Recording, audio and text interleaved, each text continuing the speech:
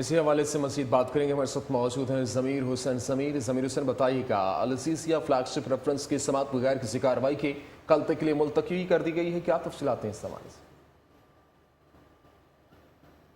जी बिल्कुल, आज साबिक वज़ीर-ए-आज़म मियां मोहम्मद नवाज शरीफ के हवाले से अल अज़ीज़िया और फ्लैगशिप रेफरेंस हुई। एहतसाब अदालत नंबर 2 के जज मलिक मोहम्मद अरशद ने इस केस की समाअत की थी और इस केस की समाअत बगैर कार्रवाई के आज मुलतवी कर दी गई, क्योंकि मियां मोहम्मद नवाज शरीफ की अहलिया का इंतकाल हो चुका है और उनके जो वकील हैं ख्वाजा अरस, वो आज अदालत पहुंचे थे और उन्होंने इस्तदा की थी और साथ ही उन्होंने ये बताया कि मियां मोहम्मद नवाज शरीफ साहब को पे रोल पर जो है रिहाई दी जा चुकी है और मुझे आज ही सुबह पता चला कि वो लाहौर में है, तो इस केस की समाअत कल तक मुलतवी कर दें।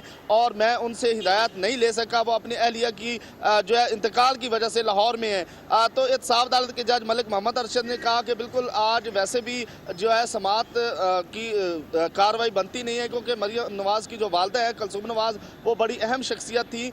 तो उसके साथ ही जो नैब के प्रोसिक्यूटर थे सरदार मुजफ्फर, उन्होंने कहा कि ख्वाजा आरिफ साहब से पूछ लें कि वो अपने क्लाइंट से हिदायत ले लें। तो एहतसाब अदालत के जज मलिक मोहम्मद अरशद ने कहा कि आज कोई मुतनाज़िया बात नहीं होगी, कल जिरा कर लेते हैं और परसों जुमे को जो है वो समाअत नहीं करेंगे, क्योंकि बताया गया कि जुमे को मियां मोहम्मद नवाज शरीफ की अहलिया की तदफीन है। तो इस केस की समाअत जो है वो कल तक के लिए मुलतवी कर दी गई है और कल जो है इस पर जिरा की जाएगी वाजिद ज़िया के बयान पर, और परसों के हवाले से कहा गया कि समाअत नहीं होगी, लेकिन यह है कि केस की समाअत कल 9:30 बजे तक के लिए मुलतवी कर दी गई है। जी बहुत शुक्रिया ज़मीर हुसैन। ज़मीर हमें तफसीलात से अपडेट कर रहे थे।